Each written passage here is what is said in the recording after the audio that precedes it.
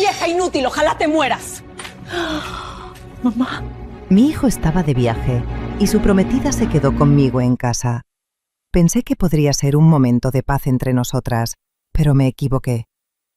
Esa tarde, mientras le servía té de manzanilla, me gritó: «¡Vieja inútil! ¡Ojalá te mueras!», y me empujó al suelo con su tacón. En ese instante, mi hijo abrió la puerta y el ramo de tulipanes que traía en la mano cayó sin hacer ruido. Mi corazón se rompió junto con las flores. Días después, lo que descubrí sobre aquella mujer cambió todo y reveló la verdad que nadie quiso ver. Me alegra tenerte aquí. Quédate conmigo hasta el final y comenta desde qué ciudad me estás viendo. Quiero saber hasta dónde llega mi historia. Me llamo Catalina Méndez, tengo 62 años y toda mi vida la he dedicado a cuidar de mi familia. Esa tarde el sol caía dorado sobre las paredes de Casa Marlanda y el reloj del comedor marcaba las 5 con su tic-tac constante. Leonardo, mi hijo, estaba de viaje por negocios y me pidió que cuidara de su prometida mientras él volvía. Pensé que sería bueno compartir un momento tranquilo con ella, así que preparé un poco de té de manzanilla, los buñuelos crujientes que aprendí a hacer de mi madre y serví todo en una bandeja de plata que conservo desde mi boda. Mientras el vapor del té subía despacio, sentí el orgullo de ver a mi hijo tan feliz y la esperanza de que Ana y yo pudiéramos llevarnos bien. Durante años pensé que el amor bastaba para mantener unida a una familia. Qué equivocada estaba. Cuando me senté frente a ella, noté algo distinto. Ana no sonreía, sus ojos eran fríos, un espejo sin alma. Movía la cucharita en la taza con una calma inquietante, como si el tiempo le perteneciera. Le dije con dulzura: «No olvides orar antes de comer, hija». Ella levantó la vista, y en ese silencio de apenas 2 segundos, sentí que algo en la habitación se quebraba. Justo antes de que la taza volara hacia el suelo. El golpe fue seco. Sentí el té caliente salpicarme las piernas, el olor a manzanilla mezclarse con el de la porcelana rota. Caí al suelo y el sonido de mi corazón se hizo más fuerte que todo lo demás. «¿Por qué me odias tanto, Ana?», logré decir entre el temblor y el dolor. Ella se inclinó sobre mí, con esa mirada que no conocía el amor, y sus palabras fueron un veneno. «Vieja inútil, ojalá te mueras». En ese instante, la puerta se abrió de golpe, y allí estaba Leonardo, mi hijo, con un ramo de tulipanes en la mano. El tiempo pareció detenerse.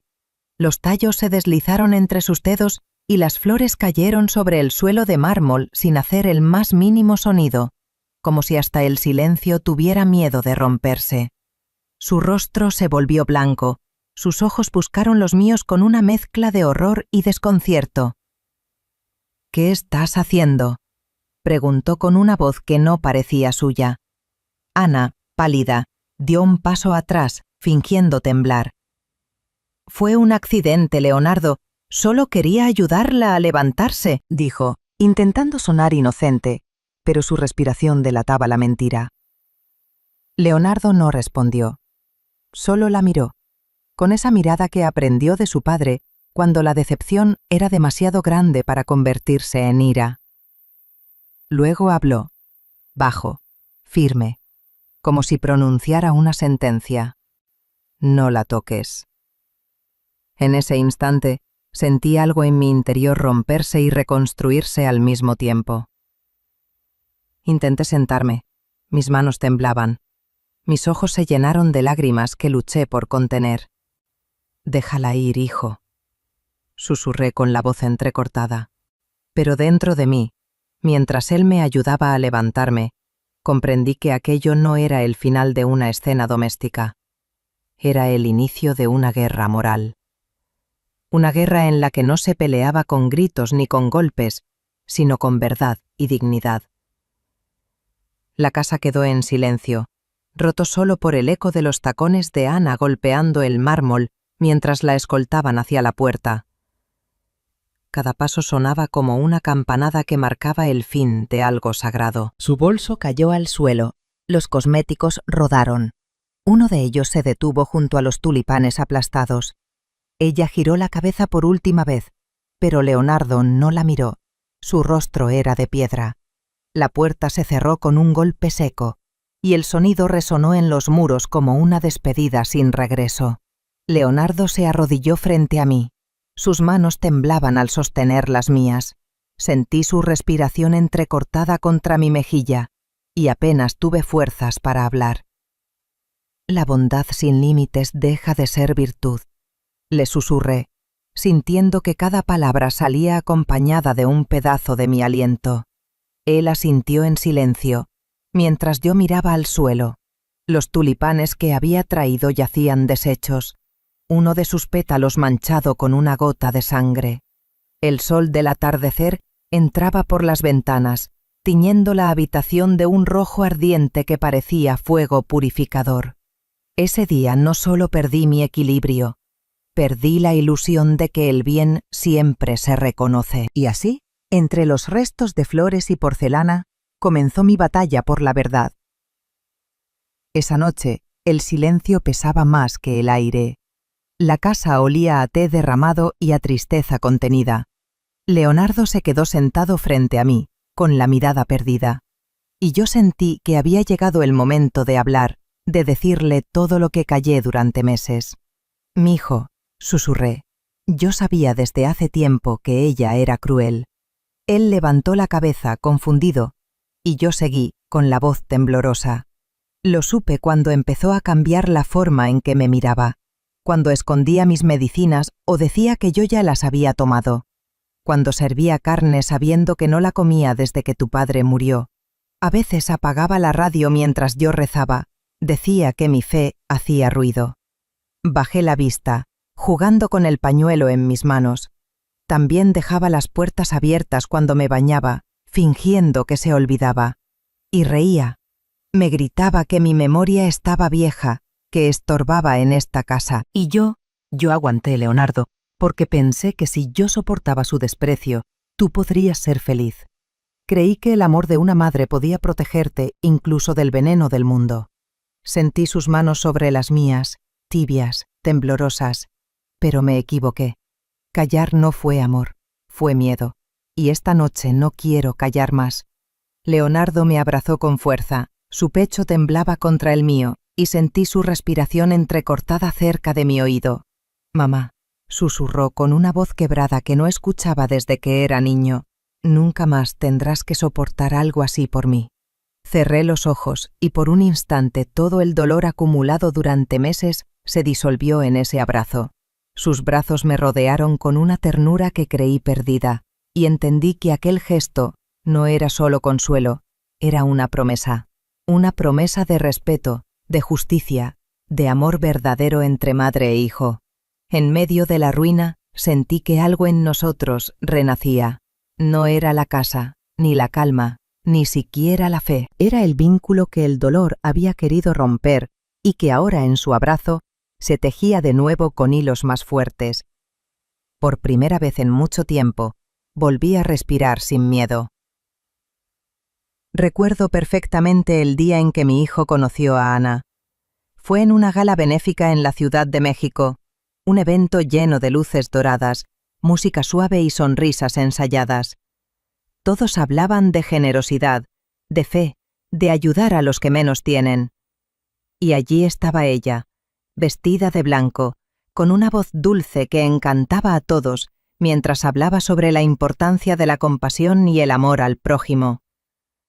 Pero sus ojos no coincidían con sus palabras. Eran fríos, calculadores, como los de alguien que observa no para entender, sino para medir lo que puede ganar. Desde mi mesa, la observé conversar con Leonardo, reírse con una elegancia ensayada, posar su mano sobre su brazo como si ya le perteneciera. Él la miraba con esa mezcla de admiración e inocencia que solo un corazón bueno puede tener. Yo, en cambio, sentí un escalofrío. Había algo en esa sonrisa que no me inspiraba confianza. Aplaudí cuando todos lo hicieron, pero dentro de mí supe que la fe en los labios de Ana era solo un disfraz, una máscara perfectamente bordada sobre una ambición que aún no mostraba sus dientes. Lo comprendí con el tiempo, en los pequeños detalles que casi nadie nota, pero que una madre siente como un presentimiento en el alma. Ana no amaba a mi hijo, amaba el mundo que él representaba. Cada vez que hablaba de él, su voz se llenaba de orgullo, pero no del tipo que nace del amor, sino del que se alimenta del estatus. Decía: «Leonardo cenará con empresarios esta noche», o «Leonardo será invitado especial en el foro del próximo mes». Jamás mencionaba cómo él se preocupaba por los demás o cómo aún visitaba a los viejos amigos de barrio. No, eso no le importaba. La observaba cuando asistíamos a algún evento. Su sonrisa se ensanchaba solo cuando alguien los miraba. Era una sonrisa para los otros, no para él. Recuerdo una vez, durante una cena formal, que Leonardo bromeó con un camarero y ella lo miró con desaprobación, como si la amabilidad fuera una ofensa al título que él debía sostener. Entonces lo supe con certeza. Ana no veía a mi hijo como un compañero de vida, sino como un trofeo que podía exhibir, una llave que le abría las puertas de un mundo donde el brillo importaba más que la verdad. Su mirada se iluminaba más frente a las cámaras que frente a él, y cada palabra de admiración hacia Leonardo era en realidad un halago disfrazado hacia sí misma. No amaba su alma, amaba su apellido que ella pronunciaba con orgullo ajeno, como si ya fuera suyo. Y en su risa contenida, en su manera de posar la mano sobre su hombro en público, pude leer su verdadera devoción. No hacia mi hijo, sino hacia el poder de ser vista junto a él. Muchas veces quise hablar con Leonardo, sentarlo frente a mí y decirle lo que veía con claridad, pero las palabras se me quedaban atrapadas en la garganta. Temía que pensara que yo exageraba, que era una madre celosa que no sabía aceptar a la mujer que él había elegido. Lo veía tan enamorado, tan convencido de que Ana era su destino, que cada vez que abría la boca para advertirle, el miedo me susurraba: «Te va a decir que estás anticuada, que no entiendes a las mujeres modernas». Así que callé. Guardé mis intuiciones entre las páginas de mi diario y sonreí cuando ellos llegaban tomados de la mano. Fingí creer en la historia que él quería vivir. Pero dentro de mí, una voz no dejaba de repetir: «Esto no es amor, es ambición». Recuerdo una noche, mientras cenábamos los tres, ella habló de inversiones, de viajes, de proyectos, y él la escuchaba embelesado. Yo solo miraba su rostro y pensaba: no ve el vacío en sus ojos, no siente el hielo detrás de su sonrisa. Quise detenerlo, pero no lo hice. Temía que mis palabras construyeran un muro entre nosotros, que él pensara que yo no soportaba perder el centro de su atención. Así que elegí el silencio, un silencio que me pesaba cada día más, porque no hay dolor más grande para una madre que ver a su hijo entregarse con fe al engaño y tener que fingir alegría para no herirlo. Guardé silencio, un silencio que al principio creí era prudencia, pero que con el tiempo se volvió una sombra entre nosotros. Cada día que pasaba sin decir nada, la mentira de Ana crecía, y mi silencio la alimentaba como si yo misma la protegiera. Pensaba que estaba evitando un conflicto, que callar era una forma de paz, pero en realidad me convertía en cómplice de su crueldad. La observaba manipular las conversaciones, adular a Leonardo delante de todos y luego despreciarlo con una mirada cuando nadie la veía. Yo lo notaba todo, cada gesto, cada palabra cargada de veneno disfrazada de dulzura. Y aún así no dije nada. Me decía a mí misma: no quiero arruinar su felicidad, no quiero que piense que tengo celos. Pero la verdad es que, en ese silencio, estaba permitiendo que el mal echara raíces en nuestra casa. Por las noches me quedaba despierta mirando el techo, preguntándome cuántas veces una madre debe callar antes de perder el alma. Empecé a sentir que mis oraciones rebotaban contra las paredes, como si Dios también me preguntara por qué no hablaba. Mi silencio no era protección, era miedo. Miedo a perder a mi hijo, miedo a verlo sufrir. Y así, sin darme cuenta, me convertí en testigo mudo de su propia desgracia. El amor que debía salvarlo se volvió una cárcel, y mi silencio, la llave que mantuvo las puertas cerradas. Esa noche, incapaz de dormir, abrí mi cuaderno de tapa azul, ese donde escribo cuando las palabras no pueden salir de mi boca. Las luces de la casa estaban apagadas. Solo la lámpara de mi mesa proyectaba un círculo cálido sobre las páginas en blanco. Tomé el bolígrafo con manos temblorosas y respiré hondo. Cada palabra que escribía parecía pesar una vida entera. He callado demasiado, pensé. He dejado que el mal se disfrace de amor dentro de mi propia casa. Recordé todas las veces que vi el desprecio en los ojos de Ana, todos los momentos en los que pude hablar y no lo hice, cada oración que guardé para no romper la paz.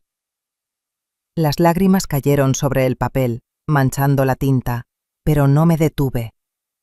Escribí despacio, con el corazón abierto, como si al hacerlo pudiera limpiar el alma. El mayor pecado de una madre no es equivocarse, es guardar silencio ante lo que está mal. Cerré el cuaderno, lo abracé contra mi pecho y supe que esa frase sería mi confesión y mi condena.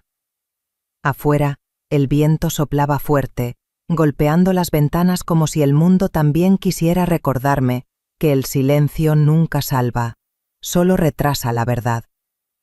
El teléfono sonó justo cuando el silencio empezaba a sentirse cómodo después de tantos días de tormenta. Leonardo lo tomó, y en cuanto escuchó la voz del otro lado, su rostro se volvió gris. «Es Ana», murmuró, con la voz quebrada. Yo vi cómo le temblaban las manos, y supe que las palabras que venían no traían paz. Me acerqué despacio, sin prisa, y puse mi mano sobre la suya. Desde el auricular, la voz de ella sonaba cargada de veneno. «Si no me devuelven lo que me corresponde, voy a contarlo todo. Todos sabrán quiénes son realmente ustedes». Cada sílaba era un golpe. Leonardo intentó responder, pero yo le quité el teléfono con calma, mirándolo a los ojos para que entendiera que no debía temer. «No necesitas decir nada, hijo», le susurré, y llevé el auricular a mi oído. Hablé despacio, con la serenidad que da haber llorado en silencio demasiado tiempo. «No hace falta que lo digas tú, Ana. Deja que lo diga yo». Al otro lado hubo un silencio denso, casi eléctrico. Continué. «Hablas de decir la verdad, pero la verdad no se impone con amenazas. Se muestra con hechos, y los tuyos, querida, ya quedaron grabados». Podía escuchar su respiración agitada, la ira contenida que buscaba herirme. Pero yo no sentí miedo, solo una claridad fría, firme. «No vas a destruir lo que no construiste, y si lo intentas, no será con gritos cómo lograrás borrar la verdad». Colgué el teléfono con la misma suavidad con la que cerraría una puerta para siempre. Leonardo me miró, sorprendido, sin saber si acababa de presenciar una batalla o una liberación. Yo solo dije, mirando hacia la ventana: «No se responde al miedo con miedo, sino con verdad». Tomé aire antes de hablar de nuevo, no por nervios, sino para que mis palabras salieran limpias, sin rabia, solo con la fuerza de quien ya no tiene nada que perder. Al otro lado, Ana seguía lanzando amenazas entrecortadas. «Tú y tu hijo van a pagar. Voy a contar todo lo que ocultaron, Catalina. No sabes con quién te metes». La escuché sin interrumpirla, dejando que se agotara en su propio veneno. Cuando hizo una pausa para respirar, aproveché el silencio como un golpe certero. «Grita todo lo que quieras, Ana», dije con voz baja pero cortante. «Pero recuerda esto, la verdad no se compra con amenazas». Se hizo un silencio inmediato, tan profundo que podía escuchar el zumbido del cable. Sentí que ella no esperaba serenidad, que su plan era asustarme, hacerme caer en la misma histeria que la consumía. Pero en ese momento algo cambió. Yo ya no era la mujer que se quedaba callada para no molestar, ni la madre que soportaba humillaciones por amor a su hijo. Mi voz era firme, templada como el hierro que ha pasado por el fuego. Lo que hiciste se vio, Ana. No por lo que dices, sino por lo que mostraste. Nadie necesita tus versiones para saber quién eres. Del otro lado, escuché un suspiro corto, casi un temblor. Tal vez comprendió que el miedo ya no vivía en mí. Antes de colgar añadí despacio, palabra por palabra. No amenaces con la verdad, porque la verdad ya está de mi lado. Luego dejé el auricular sobre la mesa, con el mismo cuidado que se deja una vela encendida en mitad de la oscuridad, y supe que por primera vez el silencio no era sumisión, sino victoria. Llamé a Rosa, la encargada de la casa, con la voz que ya no permitía dudas, y le pedí que no tocara nada. No borres mensajes, no elimines audios ni correos, todo queda tal cual. Ordené que el supervisor de seguridad haga una copia inmediata de las grabaciones de las cámaras, que exportara los archivos con sello de tiempo y que guardara una copia en un disco duro fuera de la casa. Le dije exactamente cómo nombrar los archivos para que nada se perdiera en confusiones.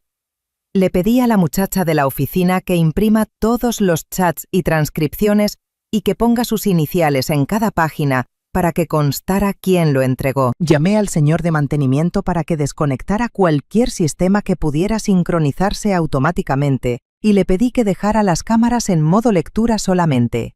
Nadie toca nada hasta que Rivera lo revise, ordené. Sentía la calma extraña de quien, por fin, convierte el miedo en método.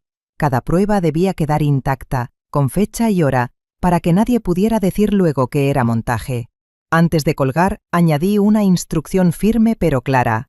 Preparad una copia para el abogado y otra sellada en la caja fuerte, y registrádelo todo en el libro de entradas. Tomé el teléfono fijo, el que aún conservo desde que mi esposo vivía, y marqué el número de Rivera, el abogado que nos acompañó toda la vida. Su voz, serena como siempre, respondió al segundo timbre. «Catalina, ¿qué ha pasado?»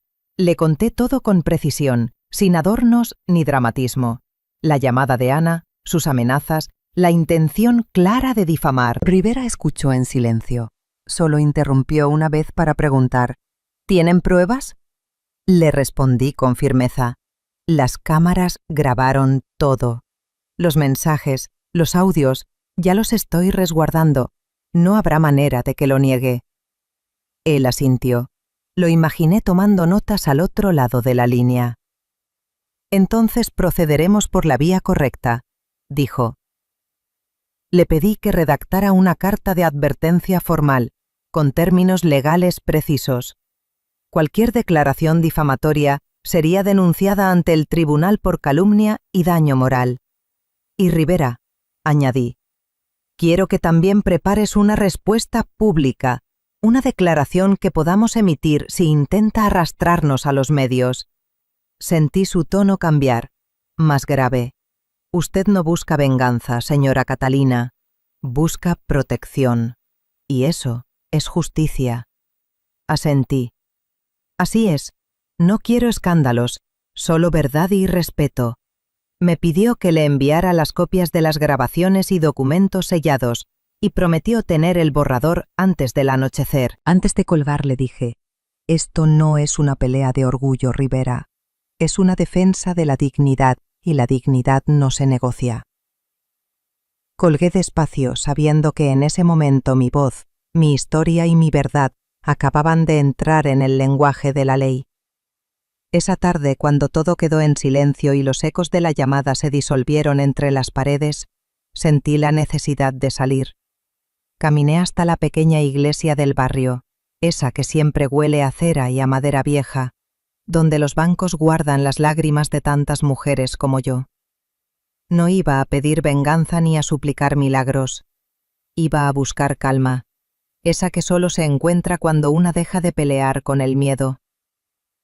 Encendí una vela frente a la imagen de la Virgen y por primera vez en mucho tiempo no recé con palabras ensayadas.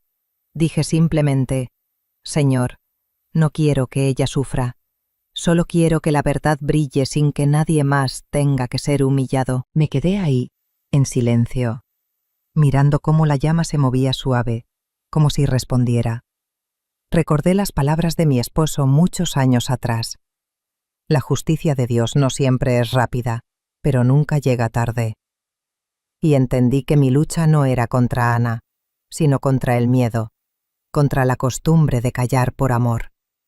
Respiré profundo, dejando que el aire frío de la iglesia me llenara el pecho. A mi alrededor, otras mujeres encendían velas, murmuraban nombres, historias, penas. Sentí que todas rezábamos lo mismo sin decirlo, por la fuerza de ser escuchadas. Al salir el sol se filtraba entre las nubes y supe que no había ido a pedir ayuda, sino a recordar quién soy. No una víctima, no una vieja débil, una mujer que eligió la verdad, incluso cuando dolía. Cuando regresé a casa, el aire olía a limpieza y a orden. Rosa había cerrado todas las ventanas y el atardecer se colaba en líneas doradas por las cortinas. Leonardo me esperaba en la sala, con los ojos llenos de preguntas, pero ya no de miedo. Me acerqué, le acaricié el rostro y sentí que, por primera vez, la calma no era silencio, sino decisión. Todo está en marcha, le dije. La verdad ya tiene su propio camino. Él asintió y me abrazó sin decir palabra. En ese abrazo entendí que el amor no significa soportarlo todo, sino saber cuándo proteger lo que es justo. Caminé hasta la ventana y observé el jardín. Las flores caídas del día anterior seguían en el suelo, marchitas, pero aún hermosas a su manera. Pensé que la bondad es igual, noble, pero frágil si no se defiende. Entonces, sin mirar atrás, pronuncié en voz baja, más para mí que para nadie: la bondad tiene límites, y hoy los acabamos de poner. Luego apagué la lámpara del salón y dejé que la noche cayera sobre la casa, no como un final, sino como una promesa de que, a partir de ese instante, nunca más volvería a callar frente a la injusticia. No pasó ni una semana antes de que Ana moviera su siguiente pieza. Una mañana, mientras tomaba mi café en la cocina, Rosa entró corriendo con el teléfono en la mano, la cara desencajada. «Señora Catalina, tiene que ver esto». En la pantalla, los titulares ardían como fuego. Exprometida de empresario revela años de abuso emocional. En cada frase, Ana nos pintaba como monstruos. Decía que Leonardo la había maltratado, que yo controlaba su vida, que lo había manipulado desde niño. Inventó un infierno donde solo había amor y paciencia. Las redes sociales se llenaron de su voz falsa, acompañada de lágrimas perfectamente calculadas frente a una cámara. «Yo solo quise ser amada», decía, y el mundo la escuchaba como si fuera una mártir. Miles de comentarios aparecieron en cuestión de horas. «Pobre mujer, qué madre tan cruel. Siempre supe que esa familia escondía algo». Me quedé en silencio unos segundos, sintiendo cómo cada palabra era un dardo que intentaba clavar en el corazón de mi hijo. Leonardo llegó poco después, con el rostro desencajado, los ojos rojos de impotencia.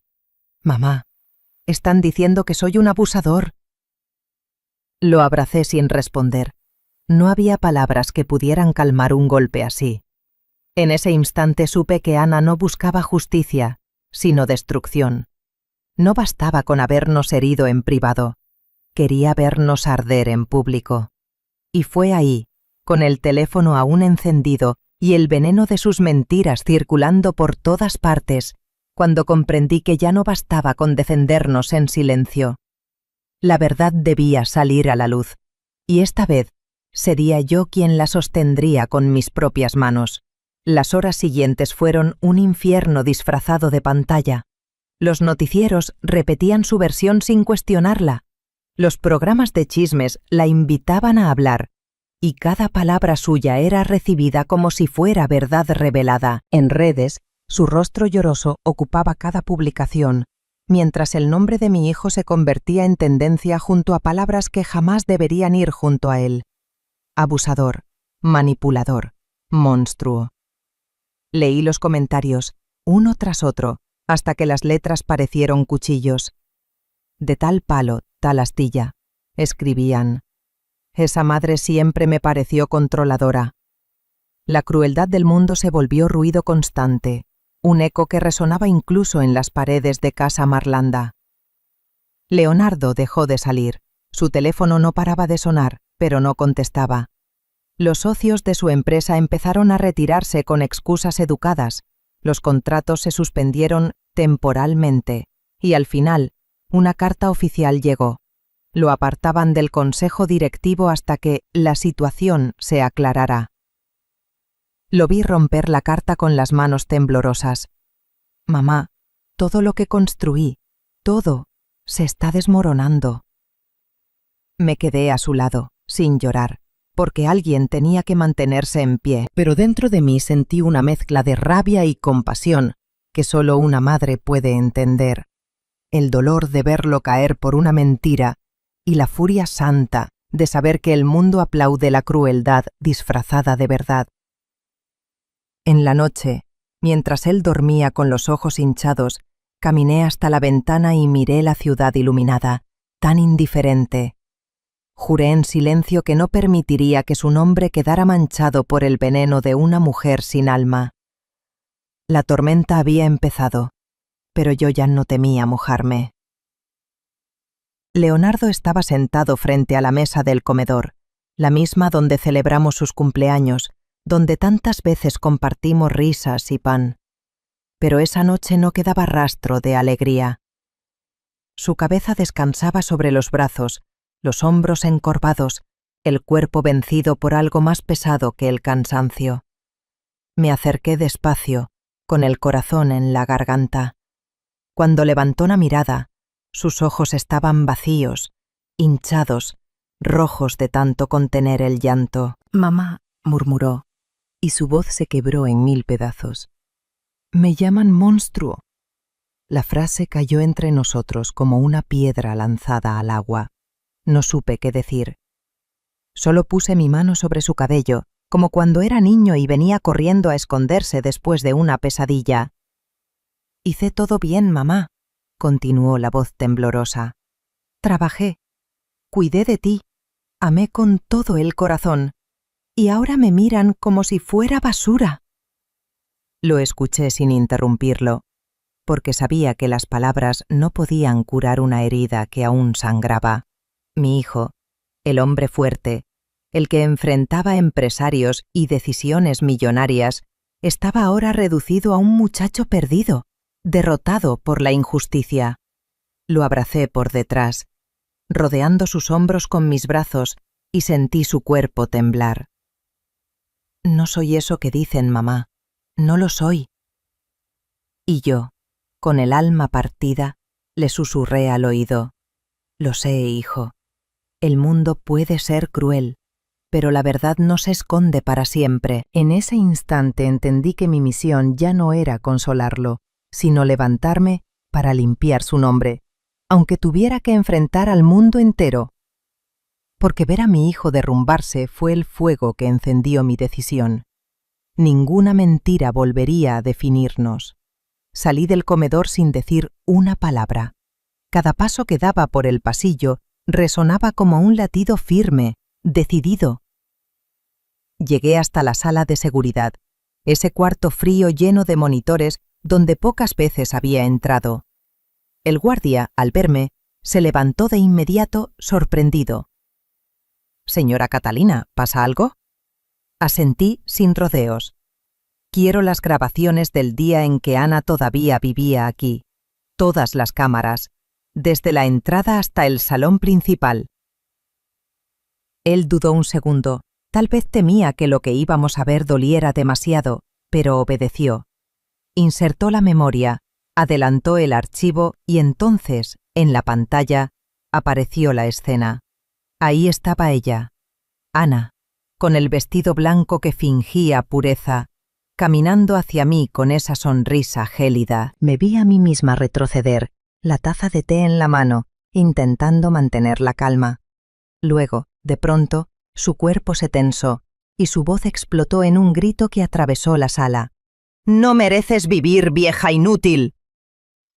La vi levantar el tacón, tan cerca de mi rostro que casi pude sentir el aire cortado por el movimiento.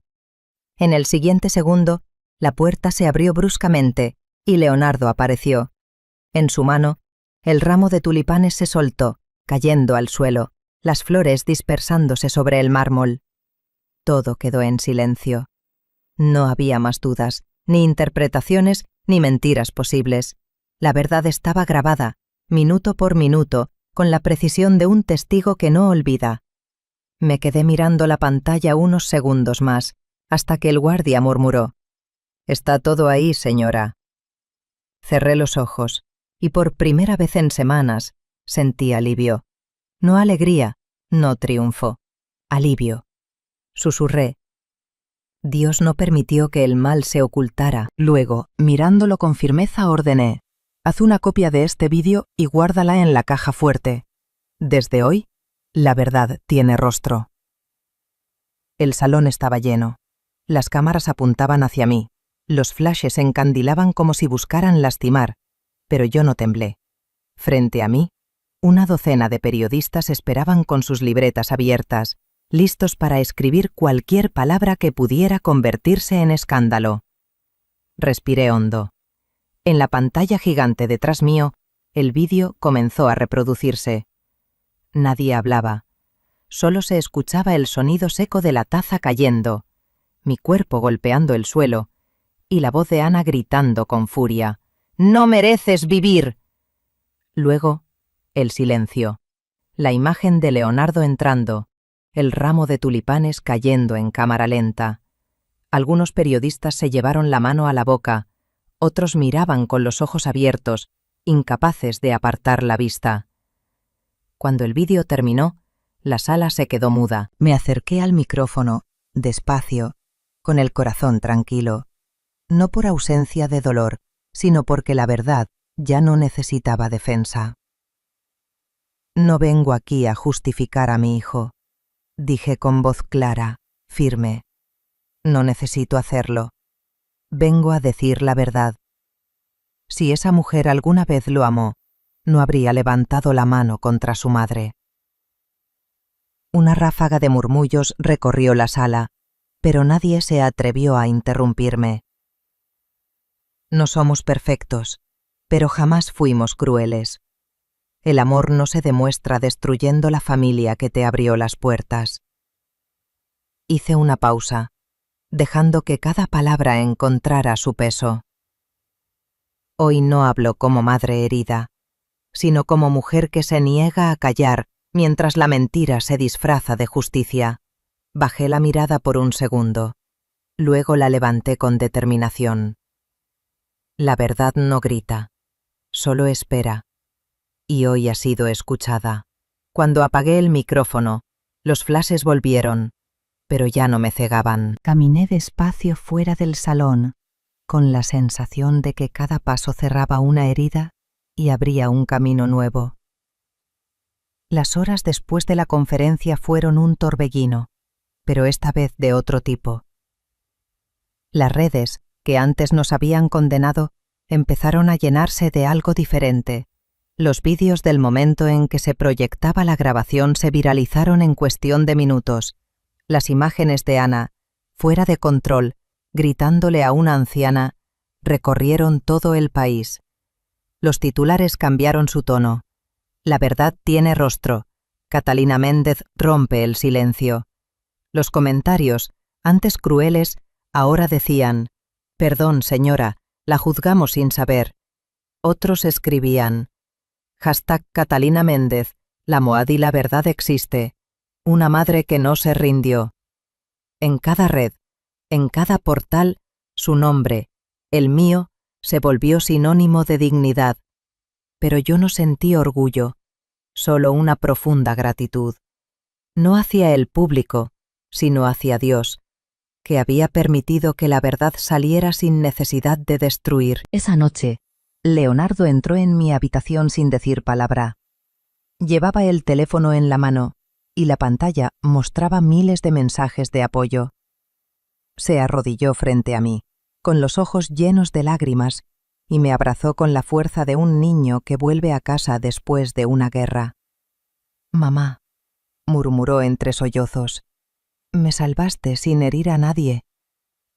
Le acaricié el cabello, ese mismo cabello que peinaba cuando era pequeño, y sentí el peso de los años y del perdón mezclarse en el aire. Le respondí despacio, con la voz serena de quien ha aprendido a resistir sin odio. «No te salvé, hijo. Solo defendí la verdad. La venganza destruye. La verdad sana». Nos quedamos así un largo momento, sin hablar, escuchando el tic-tac del reloj, como si el tiempo mismo respirara con alivio. Afuera, las luces de la ciudad titilaban como si celebraran en silencio. En ese instante comprendí que no habíamos ganado una batalla contra una persona, sino contra el miedo. La justicia había llegado, sin gritar, sin herir, simplemente brillando. Al amanecer del día siguiente, los noticieros abrieron con una nueva historia. Las marcas rompen lazos con Ana Gómez tras revelarse el vídeo completo. Una tras otra, las empresas que antes la buscaban para posar en sus campañas publicaron comunicados breves, casi idénticos, diciendo que repudiaban cualquier acto de violencia y se desvinculaban inmediatamente de la señora Gómez. Las redes sociales ardían, pero esta vez con indignación dirigida hacia ella. En cuestión de horas, su rostro desapareció de los anuncios, de las revistas, de los escaparates. Los contratos se anularon, los patrocinadores retiraron su apoyo, y sus cuentas se llenaron de mensajes de rechazo. Ya no más mentiras. Las lágrimas no lavan la crueldad. Incluso quienes antes la habían defendido ahora callaban, borrando sus comentarios. Era como si el mundo hubiera girado y por fin viera lo que yo había visto desde el principio. No una mujer herida, sino una mujer vacía. En los programas de televisión, su nombre se mencionaba con cautela, como si pronunciarlo trajera vergüenza. Los mismos periodistas que antes buscaban su versión, ahora la evitaban. Su caída fue silenciosa, pero implacable, como una sombra que se extingue al amanecer. No sentí alegría al verlo. No podía. Solo una extraña paz, la que llega cuando la justicia cumple su curso sin necesidad de empujarla. Mientras observaba las noticias desde el sillón, con una taza de café entre las manos, pensé: el tiempo no borra la verdad, solo espera el momento justo para mostrarla. Afuera, el sol se levantaba despacio y por primera vez en mucho tiempo, la casa estaba en calma. Días después, como último intento por recuperar la compasión del público, Ana apareció en un podcast transmitido en vivo. La escena era casi teatral. Luces suaves, un pañuelo en la mano, la voz quebrada. Lloraba. Hablaba de errores humanos. Decía que había actuado bajo presión y que solo quería amor. Cada lágrima caía en el momento preciso, como si alguien hubiera ensayado el guión. «Perdónenme», sollozó. «Todos cometemos errores. Fui provocada, estaba dolida, pero esta vez el público no se dejó engañar. Los comentarios comenzaron a inundar la transmisión, uno tras otro, hasta llenar la pantalla. Deja de actuar. No es arrepentimiento, es miedo. Y entre todos, uno se repitió cientos de veces, como una sentencia definitiva. No perdiste a Leonardo, perdiste la máscara. La frase se volvió viral, un eco que resonó en todas las redes. #perdiste la máscara. Incluso los presentadores del programa quedaron incómodos, conscientes de que estaban presenciando no una confesión, sino el colapso público de una mentira. Ana intentó continuar hablando, pero su voz se quebró, ya no con control, sino con desesperación. Las lágrimas dejaron de parecer un acto y se volvieron puro vacío. Al final, el conductor cerró la transmisión abruptamente y la pantalla se apagó. En casa, yo observé el reflejo de mi rostro en el televisor apagado y pensé con una serenidad profunda. El perdón no se mendiga frente a las cámaras. El perdón se gana con verdad, y ella nunca la tuvo. Esa tarde fui a la iglesia del barrio, la misma donde tantas veces había buscado consuelo cuando todo parecía perdido. El padre Miguel estaba en el confesionario, pero al verme, salió y me saludó con una sonrisa cansada. «Señora Catalina, hace tiempo que no la veía». Asentí y me senté frente a él, con las manos entrelazadas sobre las rodillas. El silencio era cálido, lleno de comprensión. «Padre», dije despacio. «Todo ha terminado. La verdad salió a la luz, y el daño ya no me duele tanto como antes. Pero aún me pesa». Él me escuchó sin interrumpir, con la paciencia de quien sabe que el alma también necesita hablar. «¿La odia usted?», preguntó con suavidad. Negué con la cabeza. «No, padre. No, la odio». Me quedé mirando las velas del altar, sus llamas titilando como pequeños corazones. No puedo odiarla porque odiar es seguir atada a su sombra. Hice una pausa, respiré hondo y añadí: «Pero tampoco puedo olvidar. No se puede olvidar el dolor, porque fue lo que me enseñó a no callar más». El padre asintió, cruzando las manos sobre la mesa de madera. «Recordar no es pecado, Catalina. Es la forma en que el alma aprende». Sonreí apenas, con gratitud. «Entonces eso haré», dije con voz firme. «No la odiaré, pero no olvidaré». Me levanté, encendí una vela y la dejé junto al altar. La luz se reflejaba en el cristal como una promesa. Al salir, el aire fresco de la tarde me acarició el rostro y pensé: no necesito que sufra, solo necesito que recuerde que la verdad siempre regresa, como la fe que nunca muere. Después de todo lo vivido, comprendí que mi historia no podía terminar solo con justicia personal. Había visto con mis propios ojos cómo el silencio se convierte en cárcel para tantos ancianos. Madres, padres, abuelos, que callan los abusos por amor o por miedo a ser una carga. Así que una mañana, mientras el sol se filtraba por las cortinas de Casa Marlanda, tomé una decisión que me devolvió la esperanza. Abrí mi cuaderno azul, el mismo donde escribí mis oraciones más tristes, y en la primera página en blanco escribí: Fundación Catalina Méndez. Llamé a Rivera, al notario, y a 2 antiguos compañeros del hospital donde trabajé como enfermera hace años. «No quiero una obra de caridad», les dije.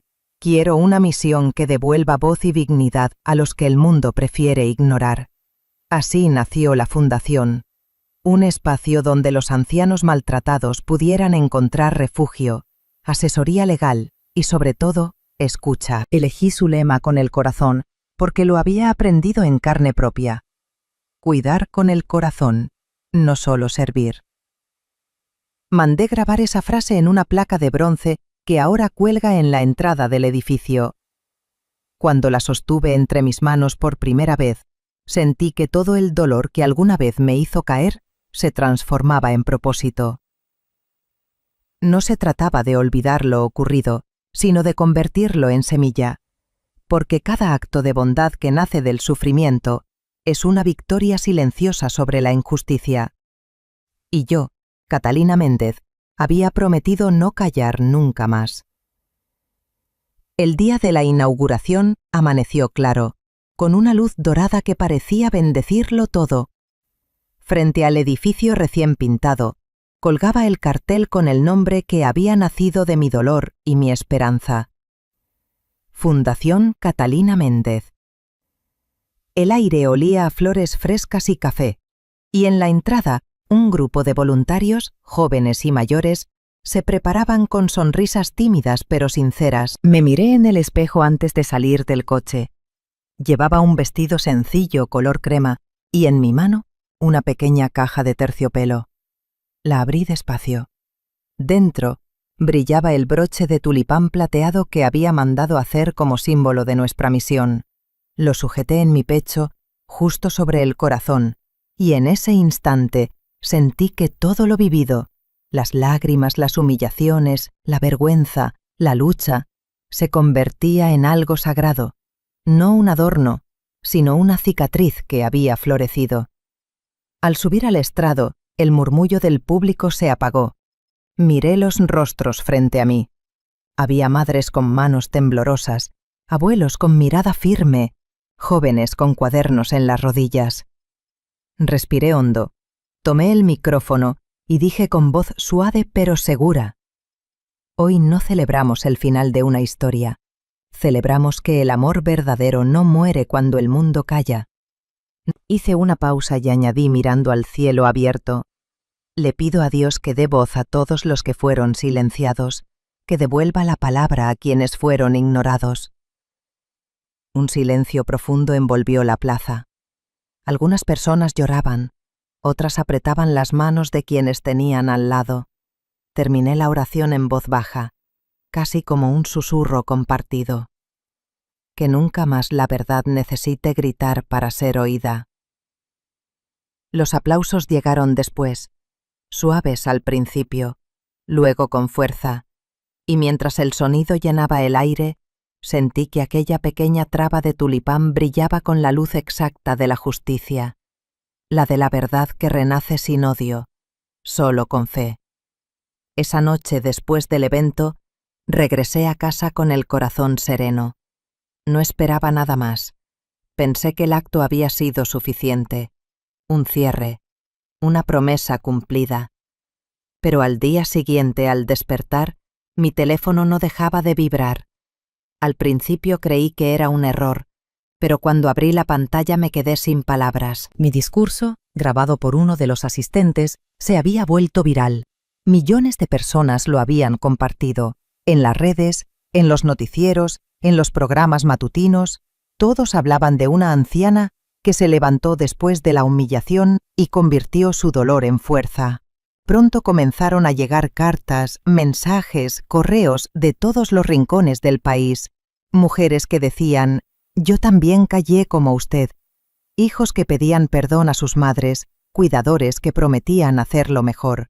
En la televisión, un periodista leyó en voz alta una de las frases más compartidas: Catalina Méndez no solo salvó a su hijo, salvó la dignidad de todas las madres olvidadas.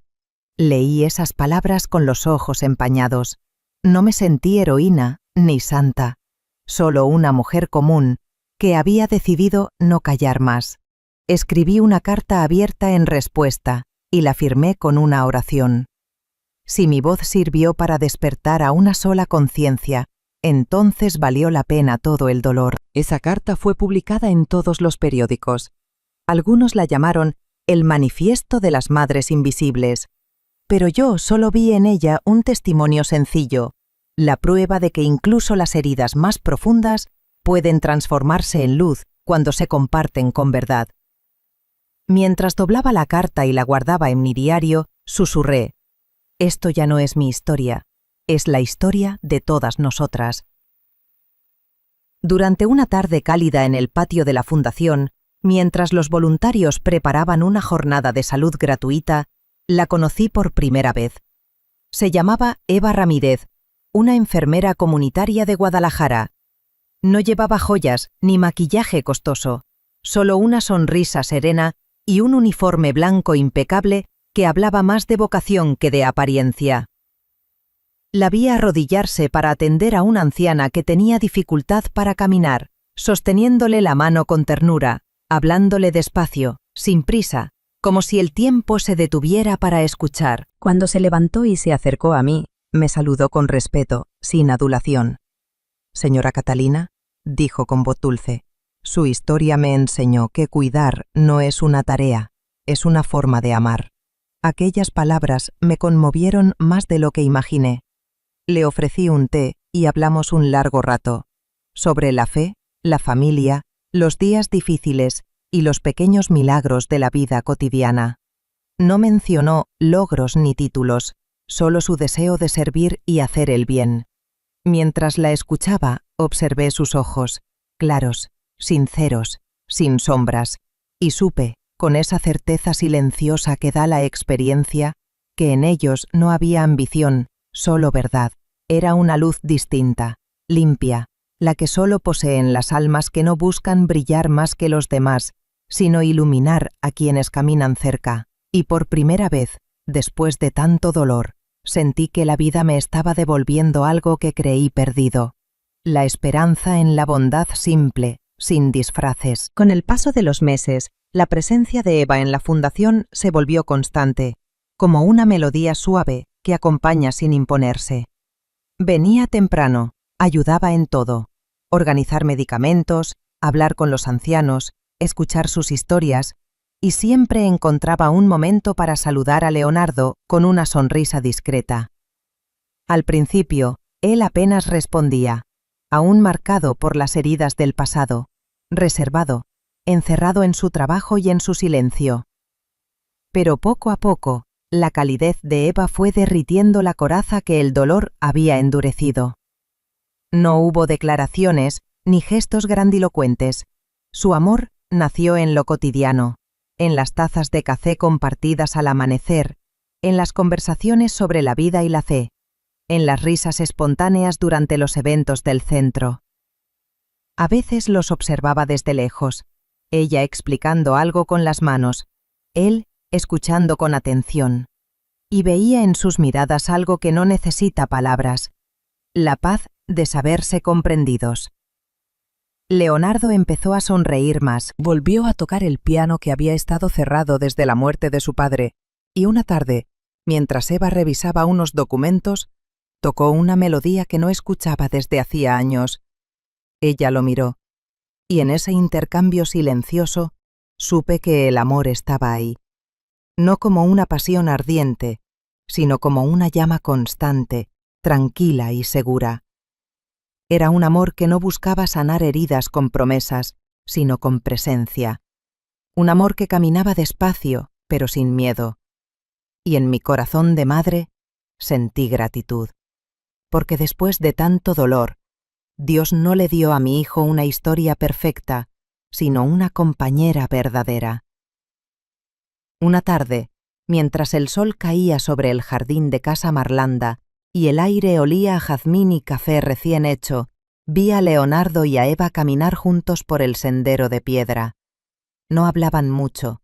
Él cargaba una caja de archivos. Ella sostenía unas flores que había recogido del huerto. Se movían en un ritmo tan natural, tan sincero, que por un instante me pareció ver reflejada la paz que durante años había pedido en mis oraciones. Cuando Leonardo entró a la casa, lo llamé con un gesto.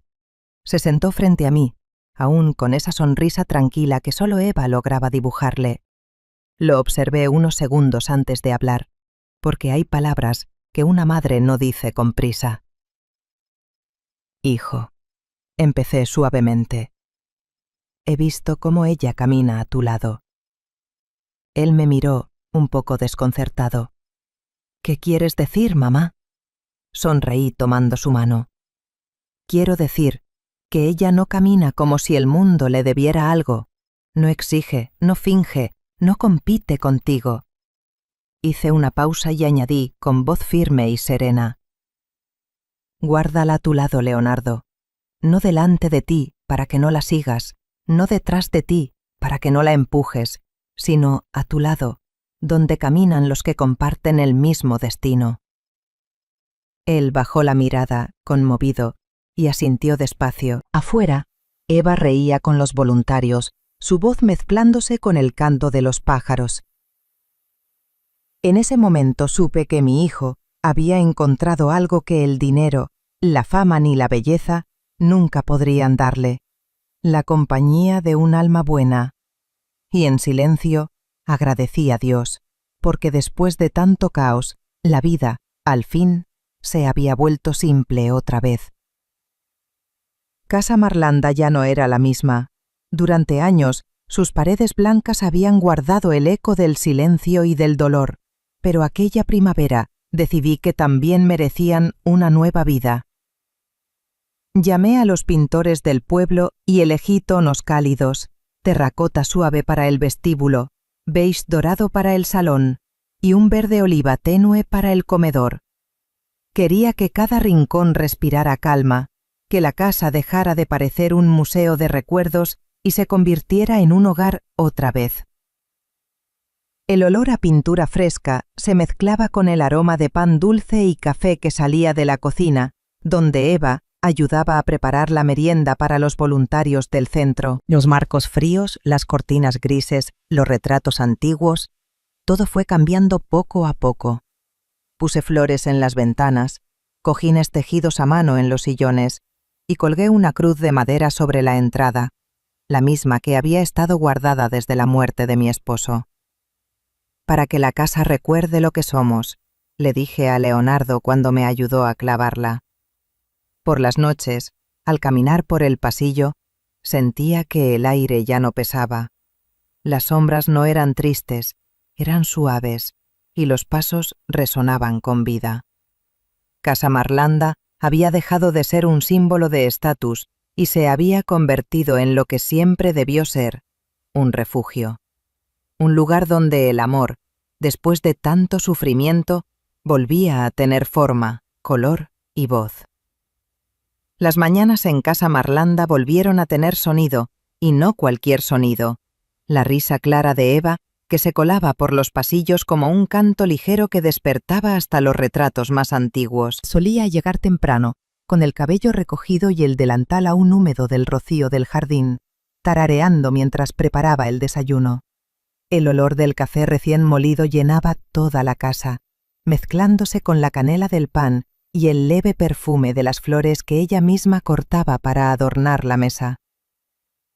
A veces su risa estallaba desde la cocina cuando Leonardo hacía un comentario irónico, y el eco viajaba hasta mi habitación, recordándome que la alegría también puede ser un lenguaje sagrado.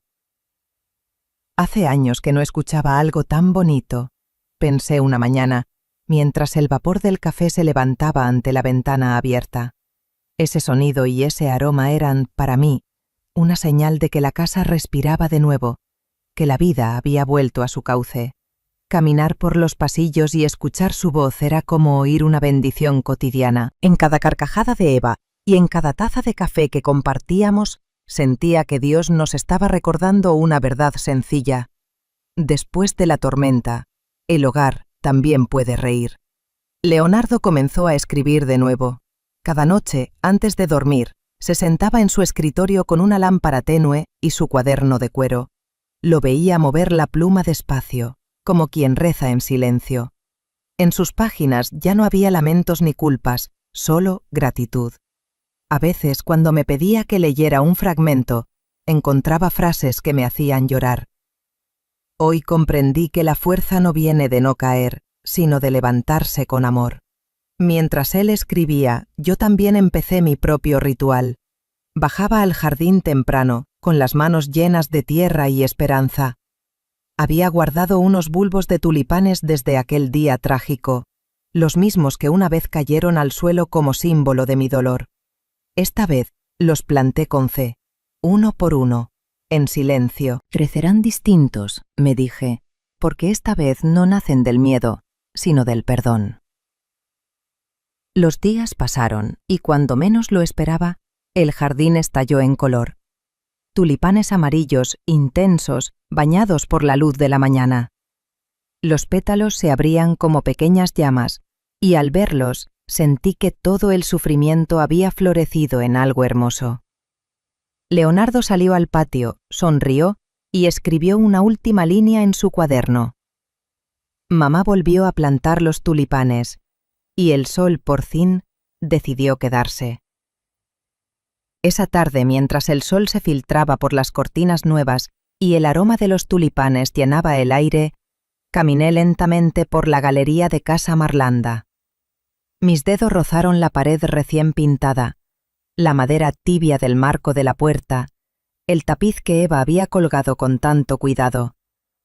Todo estaba en calma, y por primera vez en muchos años, el silencio no dolía. Leonardo dormía en el sillón, con el cuaderno abierto sobre el pecho, y Eva le cubría con una manta, sonriendo con ternura. La escena me conmovió hasta lo más profundo. Era la imagen de una paz que creí imposible, de un hogar reconstruido no por el lujo, sino por la verdad. Me detuve frente a la ventana que daba al jardín. El viento movía los tulipanes, haciendo que sus pétalos dorados parecieran hablar entre ellos. Casi sin darme cuenta, murmuré en voz baja, como si lo dijera al universo mismo. Nadie puede destruir una casa construida con la verdad. Y al pronunciarlo, sentí que esas palabras no solo pertenecían a mí, sino a todas las madres que alguna vez fueron calladas, humilladas, olvidadas. Porque un hogar hecho de verdad puede ser herido, pero nunca vencido. El auditorio estaba lleno. Luces cálidas, rostros atentos, cámaras que parpadeaban como luciérnagas en la penumbra. Era el Día Nacional del Adulto Mayor, y me habían invitado a hablar en nombre de quienes durante tanto tiempo fueron invisibles. Llevaba un traje sencillo color marfil y el broche de tulipán plateado que se había vuelto el símbolo de mi fundación. Cuando subí al estrado, mis manos temblaron apenas, no de nervios, sino de emoción. Miré al público. Vi madres, abuelos, cuidadores, jóvenes, todos reunidos por una causa justa. Tomé aire y con la voz firme pero dulce dije: no nos debilitamos al envejecer, solo necesitamos que alguien recuerde que seguimos siendo importantes. El silencio fue absoluto. Algunas mujeres en la primera fila se llevaron la mano al pecho. Un hombre mayor asintió con lágrimas en los ojos. Continué. Nuestra edad no es un peso, es una historia.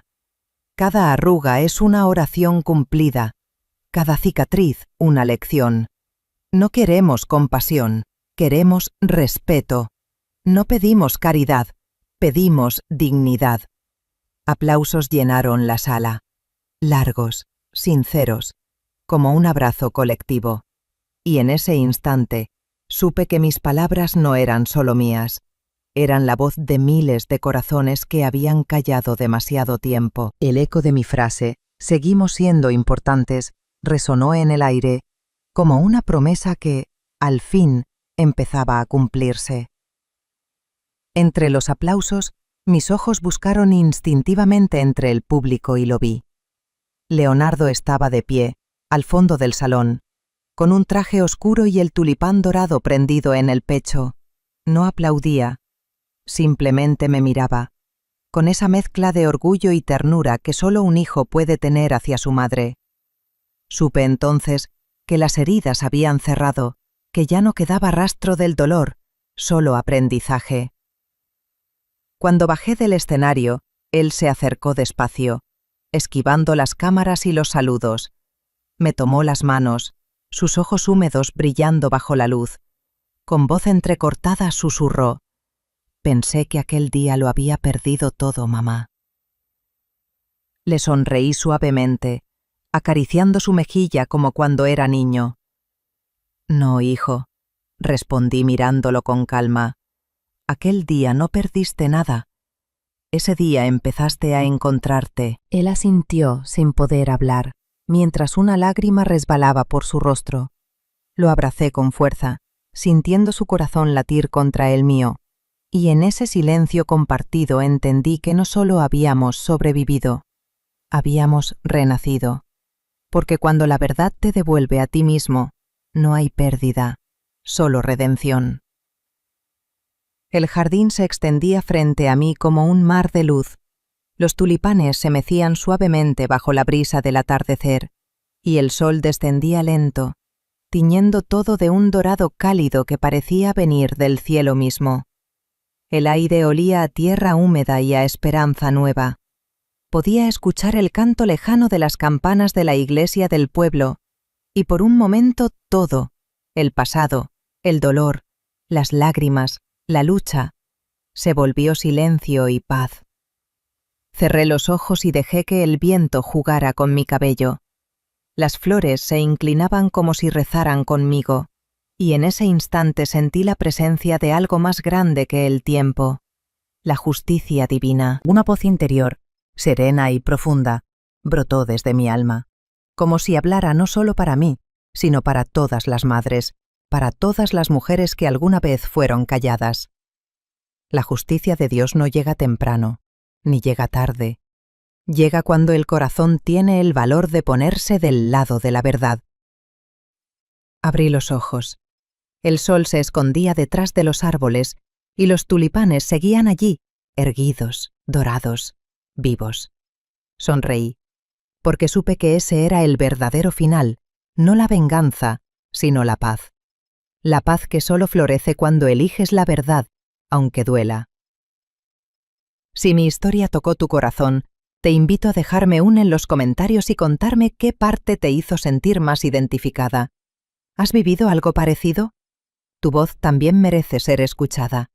Comparte este vídeo para que más personas recuerden que la verdad siempre florece, incluso después del dolor. Y si aún no lo has hecho, suscríbete a mi canal y activa la campanita para seguir acompañándome en estas historias de fe, dignidad y segundas oportunidades, porque juntas, las mujeres que callaron demasiado tiempo, hoy hablan con el alma.